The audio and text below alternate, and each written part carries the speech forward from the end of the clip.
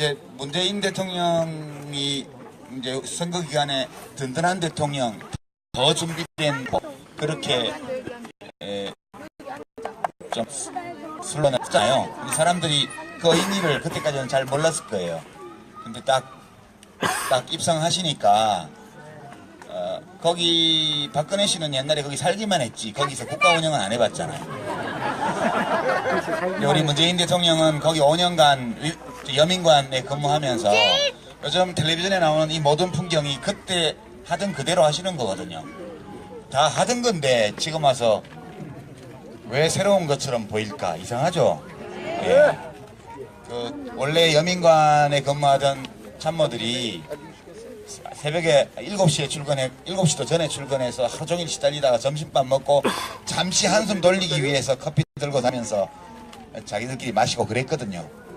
그거를 대통령 되셔가지고 하니까 좀 이게 새로워 보이는 거지 사실 별거 아니잖아요. 다 정상적인 거잖아요, 그게. 그러니까 아주 지극히 상식적이고 정상적인 것이 우선 정말 상상할 수 없었던 일인 것처럼 보이는 이 상황으로 미루어서 틀림없이 지난 시기 한동안 대한민국이 비정상이었다. 그런 걸 새삼 확인하게 되고 지금 국회에 법 개정한 거 하나도 없죠? 새 정부 출범하고 아무것도 없어요. 법 개정한 거. 제도 변경한 것도 없죠. 딱 대통령 한 사람 바뀌었는데 정말 많은 게 바뀌죠. 그래서 지난 5년 전 선거 때 구호가 그 얘기였어요. 사람이 먼저다. 그 맞나 모르겠는데. 우리는 보통 제도의 중요성을 강조하지만 똑같은 제도에서도 사람이 바뀌니까 이렇게 달라질 수 있다는 걸 우리가 지금 경험하고 있는 거예요. 노무현 대통령 때는 사실은 김대중 대통령 이어서 집권을 하셨기 때문에 이런 점이 도드라져 보이기가 어려웠어요. 근데 지금은 이명박 박근혜 10년을 겪고 상식적인 그런 행동과 말과 생각을 하는 분이 대통령이 되니까 이렇게 확 다르게 보이는 거다. 저는 그렇게 생각합니다. 이게 이제 시작이라고 보고요. 문재인 대통령은 노무현 대통령의 친구잖아요. 옛날에도 친구 대통령 있었죠. 전두환 친구 노태우 대통령.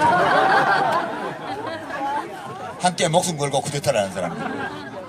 근데 이거는 함께 목숨 걸고 인권운동을 했던 분이 두 분이 예전 그 동영상들 많이 보셨을 텐데 대통령께서 후보 시절에 저보고 대통령 깜이 되냐 자꾸 물으시는데 제가 깜 됩니다. 왜?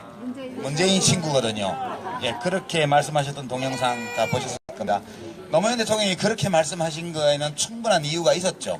지금 이제 그 뭐 때문이었는지를 우리가 이제 대통령이 되시고 나서 저 사람이 어떤 사람인가를 이제 알아가는 과정이라고 저는 생각합니다. 저는 많은 어려움이 앞으로 닥치고 여러 가지 불운도 겹칠 수 있고 또 장애물도 나타나고 그렇게 하겠지만 그 문재인 대통령님은 옛날 변호사 시절에 우리 노 대통령님이 막 길바닥에 들어눕고 막 사방 최루탄 쏘는 데 다니고 그렇게 막 싸우고 다니실 때 차분하게 사무실을 지키면서 모든 일들 다 처리했던 분 아닙니까? 그죠?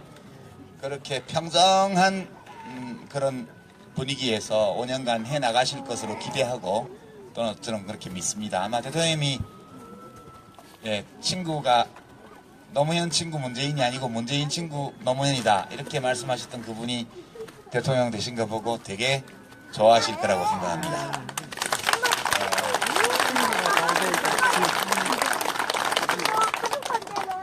그리고 지금 문재인 대통령이 취임 나흘째를 맞고 계신데 오늘 주말이라 이사뉴스 말고 뉴스 별로 없더라고요.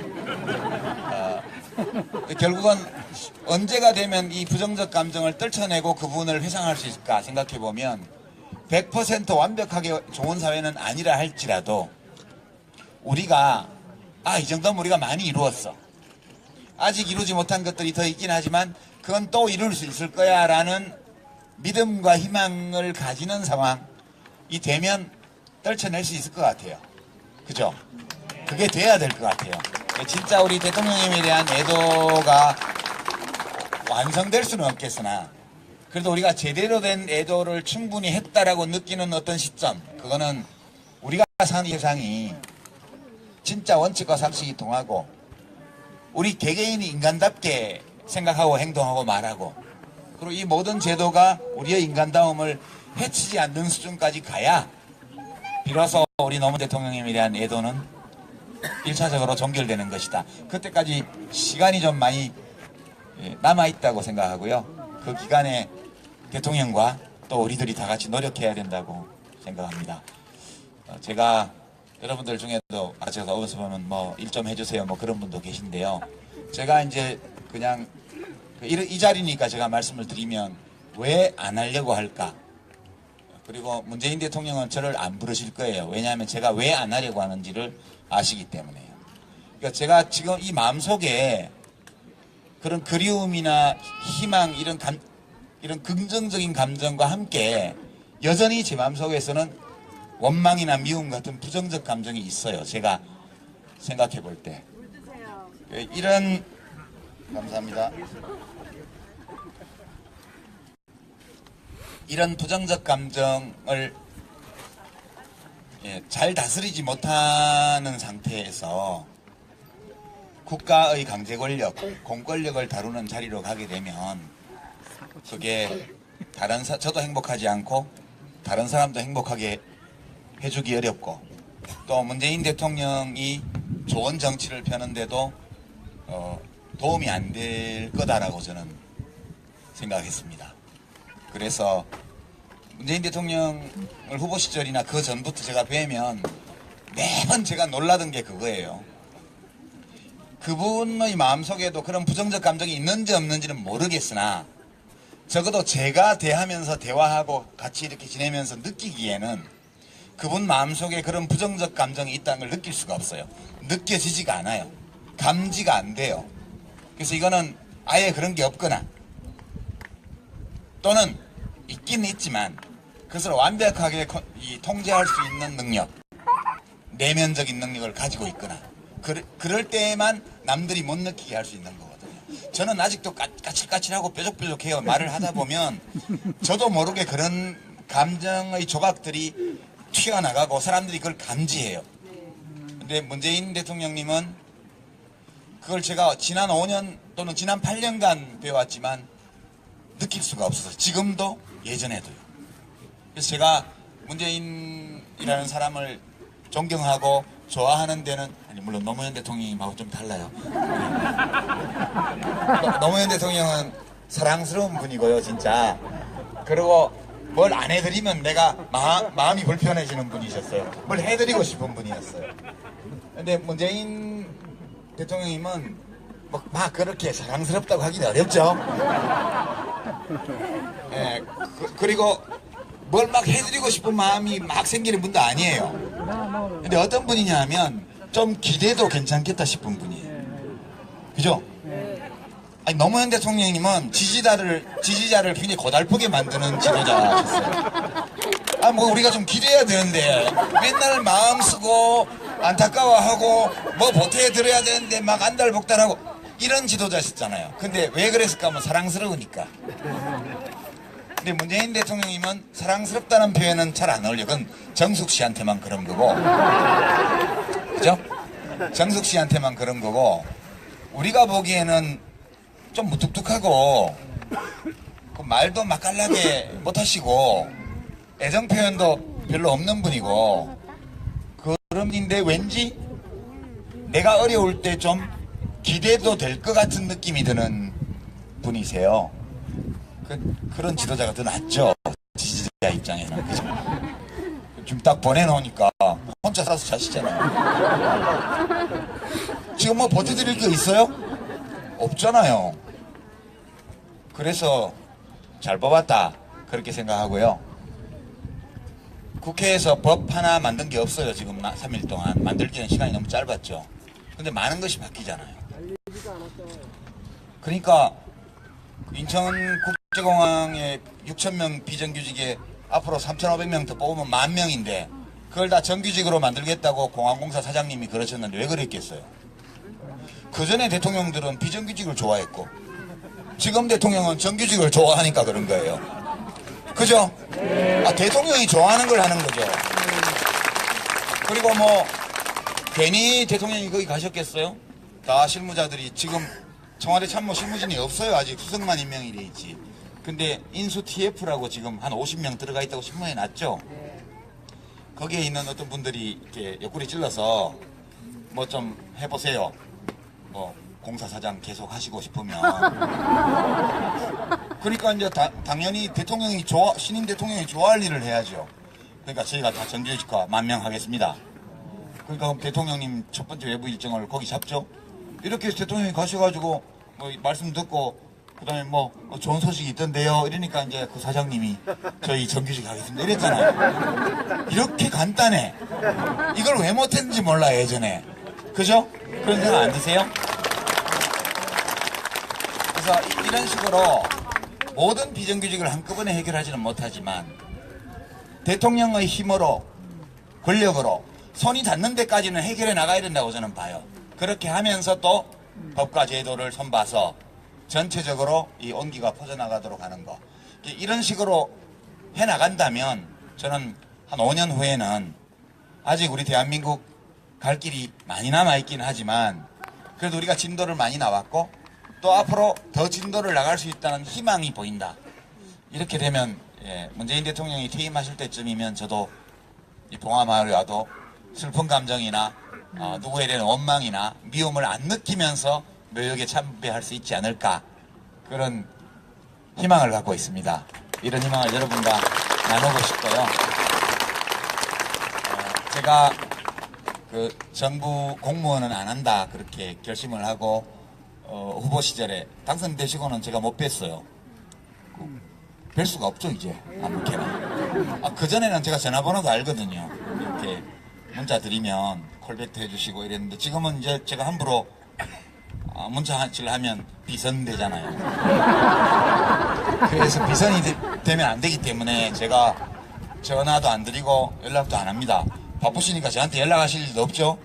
예, 그런데 제가 그래도 뭐 잘 되게 힘은 보태드려야 되지 않나 그런 생각이 들어서 정부에는 저 말고도 일을 잘할 수 있는 분들이 많아요. 그게 사람을 안 써서 그렇지 그전에 대통령들이 대한민국이 5천만이 넘는 국민이 있고 그중에는 각 분야에서 믿음을 가지고 좋은 의지를 가지고 국민들을 위해서 봉사하려는 의지와 능력을 가진 분들이 많아요. 이제 그런 분들을 쓰시면 되고요. 제가 근처에 가면 저 노무현 정권 제2기 옛날 쓰던 사람들 데려다가 중고품 가져다가 뭐 칠세로 해가지고 또 쓴다 이런 얘기나 듣지 별 도움될 게 없습니다. 그래서 문재인 대통령께서도 제가 어떤 상태인지 잘 아세요. 그래서 여러분이 아무리 뭐 국민 추천 받을지 모르지만 암만 추천해도 저 안 부르실 거예요. 그러니까 괜히 추천하지 마시라고요. 그렇게 하시고 저는 그러면 뭘 할 거냐라고 말할 때 제 지금 평당원이잖아요. 정의당에 좀 마음이 넓어졌으면 좋겠어요. 저는 진보 정당이 내가 하고 싶은 정치 말고요. 많은 사람들이 원하는 정치요. 그거를 하면 좋을 거라고 저는 생각을 해요. 근데 지금 이제 방송 설정을 언제까지 할지 모르지만 매주 하여튼 정리정돈을 거기서 해야 되잖아요. 매주 정리정돈을 해야 되고 또 다른 기회들도 좀 있고 이야기를 할 수 있는 또 책도 쓰고 이렇게 하는데 참여정부 당시에 제가 마음이 많이 아팠던 게 기자실 대못질 사건 그 원인 제공자가 저거든요. 그 무슨 저출산 대책 관련해서 그 산모 어린이 뭐 등등 이런 의료비 보장이나 이런 것과 관련해서 계획을 잘 잡아서 대통령께 이제 보고 드려서 결재를 받고 예산을 기획예산처에 얘기해서 예산을 뒷받침받기로 하고 그리고 발표를 했는데 보도가 전부 다 하나같이 재원 대책 없는 장비선 사진 그렇게 보도가 났어요. 모든 언론에. 대통령께서 그때 베트남 출장인가 어디 갔다 오셨는데 갔다 오셔갖고 보니까 내가 청와대 관저에서 보고받으면서 관저에 조그마한 회의실이 있었거든요. 관저 회의실에서 보고를 받으면서 되게 좋다고 이거 근데 좀 일찍 했으면 좋았을 걸 이라고 아쉬워했던 정책들이고 전 대책도 다 해줬는데 어떻게 기사가 하나같이 나갔냐. 이거는 기자들끼리 담합해 갖고 쓰는 거 아니냐. 그래가지고 기자실을 다 없애고 브리핑룸으로 바꾸는 그런 조처를 하게 된 거예요. 그래서 기자분들이 저한테 항의하러 왔어요. 그때 청와대에는 대통령이 안 만나주니까 복지부 기자실의 직원들이 기자들이 저한테 한 10분이 몰려오셔가지고 저한테 막 따지더라고요. 그래서 제가 죄송하게 이랬다고 뭐 얘기를 했는데, 그때 그 5년 동안에 제가 느낀 게 참 아쉬운 게 그거였어요. 지금도 이제 보수 정당들이나 보수 언론들은 지금 취임한 지 3일밖에 안 됐으니까 뭐 아직은 그럴 여유가 없지만, 좀 있으면 이제 정말 달을 가리키는데 손가락이 더럽다 이런 식의 그를 할 거예요. 그 이념적인 이유 때문에, 또는 뭐 자기들 마음에 안 들어서, 또는 자기들의 이익에 손해가 된다고 생각해서 할 가능성이 많아요. 제가 뭐 100% 한다라고는 말을 안 드릴게요. 할 가능성이 높아요. 근데 또 소위 진보 언론이라는 데들도 다 지식인들이잖아요. 진보 쪽은 언론인이 지식인 그 정체성을 많이 가지고 있어요. 진리의 수호자, 정의의 수호자. 그러다 보니까 잘한 거는 얘기를 하면 어용이 되기 때문에, 어용이라는 비난을 받기 때문에 못한 것만 골라서 보도를 하게 돼 있습니다. 그건 누가 나빠서 그런 게 아니고요. 그게 언론의 생리예요. 이게 잘한 거를 얘기하는 순간 니네 친정부 신문이지, 어용 신문이야, 이렇게 비난받으면 그걸 부끄럽게 생각하기 때문에 칭찬해주는 기사는 안 쓰게 돼 있어요. 좋은 일에 대한 기사는 안 쓰게 돼 있어요. 그거 하나 쓰면 나쁜 거, 잘못한 거, 비판할 거를 99개 쓰게 돼 있습니다. 그러면 정부와 대통령과 이 모든 사람들이 아무도 지지해주는 사람이 없는 그런 정부처럼 돼버리게 돼 있어요. 저절로. 저는 참여정부 5년 내내 그런 길을 걸었다고 생각하고요. 제가 뭐 어떤 신문에서는 뭐 언론은 어용이 될 수 없다는 식의 칼럼을 써서 제가 한 말을 좀 이렇게 비판하는 그런 칼럼도 봤는데, 어용 언론 되라고 제가 한 적 없습니다. 그런 거 바라지 않아요. 그 바란다고 될 것 같지도 않기 때문에. 근데 우리가 언론을 원망하고만 있을 수는 없지 않습니까? 생리가 그런 걸요. 어떻게 합니까? 우리가 이렇게 해줬으면 해서 바란다고 해서 그게 바뀌는 게 아니잖아요. 그분들은 자기들 판단에 따라 움직이는 거예요. 제가 뭐길래 언론 보고 어용해달라고 요구를 하겠습니까? 그런 거 아니고요. 제가 그렇게 하겠다는 거예요. 제가 개인적으로요. 어떤 신문사, 경향신문이나 한겨레신문 보고 그거 해달라고 제가 말씀드린 적도 없고, 그런 게 되리라고 기대도 안 하고 그걸 원하지도 않아요. 그분들은 스스로 그 신문을 운영하시니까 스스로 생각해보고 하는 만큼 하시면 돼요. 근데 저는 제 맘대로 할 수 있잖아요. 그렇지. 나는 난데, 내 건데. 파이팅! 내가 내 맘대로 하면 되지. 이게 제가 그렇게 하겠다는 거지, 모두 다 그렇게 해달라는 얘기는 아니에요. 그죠? 맞아요. 거기 뭐 잘못이 있습니까? 없어요. 그렇잖아요. 인생 자기가 사는 건데 제가 그렇게 살겠다고요. 제가 진보 어용 지식인 되겠다고 그래서 그렇게 한 거고요. 밤거리를 다니면서 호신용 무기를 안 가지고 다니는 사람이 밤에 퍽치기를 당했어요. 호신용 무기를 잘 안 가지고 어두운 밤거리에 간 실수가 있죠? 근데 그거는 퍽치기 한 놈을 욕해야죠. 퍽치기 한 놈의 죄가 99면 퍽치기 당한 사람의 잘못은 1밖에 안 돼요. 그 잘못도 누구한테 해를 끼친 잘못이 아니고 자기가 스스로 대비를 충분히 못한 거에 불과해요. 그럴 때 밤길 걷는 시민들의 안전의식 이대로 괜찮은가, 이런 기사를 내면 어떻게 되겠어요? 그거는 사실을 보도한 거죠. 그렇지만 그게 진실을 말하는 기사는 아니잖아요. 저는 제가 그럴 때 그거는 퍽치기 한 놈을 욕해야 돼. 그 놈을 99번을 욕하고, 그러고 슬쩍 너도 앞으로는 조심해야지. 그게 맞는 거지. 그죠? 네, 저는 그렇게 생각합니다.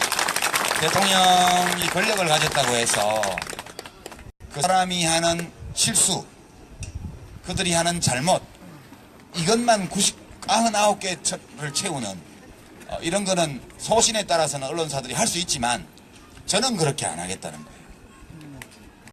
그게 뭐 잘못일까요? 저는 그렇게 생각하면서 좀 문재인 대통령에게 좀 기대고 싶고요. 좀 제가 가까이서 힘을 보태지는 못하지만 좀 대통령 권력을 휘둘러 가지고